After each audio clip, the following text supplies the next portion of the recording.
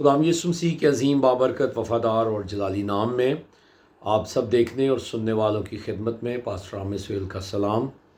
आज फिर हम एक और थाट के साथ आपके साथ हाज़िर हैं और मैं इसको लिंक करना चाहता हूँ। कल जिस आयत पर हम बात कर रहे थे, कल हमने देखा कि यीशु मसीह ने कहा कि अगर तुम मुझसे मोहब्बत रखते हो तो मेरे हुक्मों पर अमल करोगे।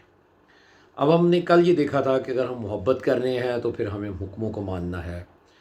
और आयत नंबर 16 में, यूहन्ना 14:16 में यीशु मसीह ने फरमाया, तो मैं बाप से दरख्वास्त करूँगा कि वो तुम्हें दूसरा मददगार बख्श दे। अब ये दूसरा मददगार जिसको बाइबल मुक़द्दस में रूहुल कुद्स कहा गया है, यीशु मसीह ने कहा कि मैं जाता हूँ और फिर जाकर बाप से दरख्वास्त करूँगा वो तुम्हें मददगार बख्श दे। अब इस मददगार को लेने वाले और पाने वाले कौन हैं, ये इस आयत के अंदर बताया गया है। नंबर 1, वो जो मसीह से मोहब्बत करते हैं। नंबर 2, वो मोहब्बत में वो उसके हुक्मों पर अमल करते हैं। फिर ये थर्ड बात जो है, ये तीसरी बात उनकी लाइफ में पूरी होगी और वो ये है कि खुदावंद यीशु मसीह ने वादा किया है, मैं बाप से दरख्वास्त करूँगा कि वो दूसरा मददगार बख्श दे। आइए आज मुझे इस बात के बारे में कहते हुए ज़रा भी हिचकिचाहट महसूस नहीं हो रही। आज बहुत सारे लोग रूहुल कुद्दस से खाली हैं, एम्प्टी लाइफ गुजार रहे हैं। वो उनका दावा हो सकता है कि वो हुक्मों पर अमल कर रहे हैं और वो मसीह से मोहब्बत कर रहे हैं, लेकिन आप देखें आज बहुत सारे बिलीवर्स, बहुत सारे मसीही, बहुत सारे ईमानदार, वो कहीं ना कहीं वो ये कहते हुए आपको नज़र आएंगे कि मुझसे कोई मोहब्बत नहीं करता, मुझसे कोई प्यार नहीं करता, मैं तो ऐसे हूँ जैसे मैं यतीमों की मानद हूँ।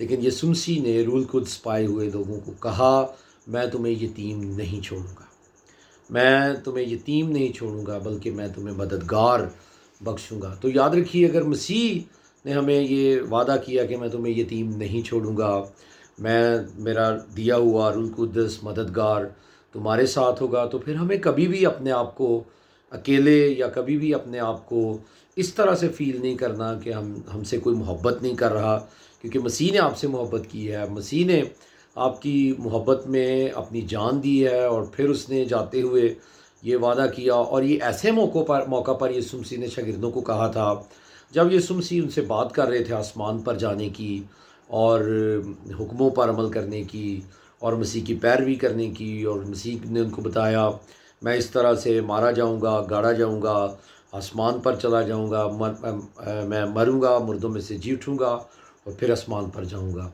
तो शागिर्द कहाँ ना कहाँ अंदर से वो ये फीलिंग्स उनके अंदर थी कि हमारा क्या होगा।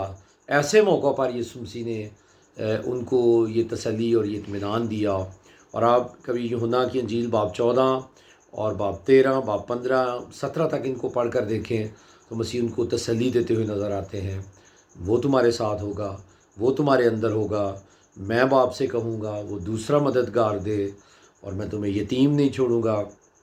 सो ये खुदा की मर्ज़ी है, जब हम मसीह से मोहब्बत करते हैं, मसीह के हुक्मों पर अमल करते हैं, मसीह का ये वादा है कि वो मुझे और आपको दूसरा मददगार रूहुल कुद्दस देगा, जो हमारे अंदर होगा, जो हमें एहसास दिलाएगा कि हम अकेले नहीं हैं, जो हमें एहसास दिलाएगा कि वो हमारे साथ है, जो हमें ये याद दिलाता रहेगा। और वो हमें कलाम में लिखा है, वो तुम्हें बाद की बातें भी बताएगा। वो उस्ताद के तौर पर, वो मददगार के तौर पर, वो एक बिल्कुल ऐसे जैसे माँ बाप होते हैं, ताकि हमारे अंदर ये फीलिंग्स ना हों।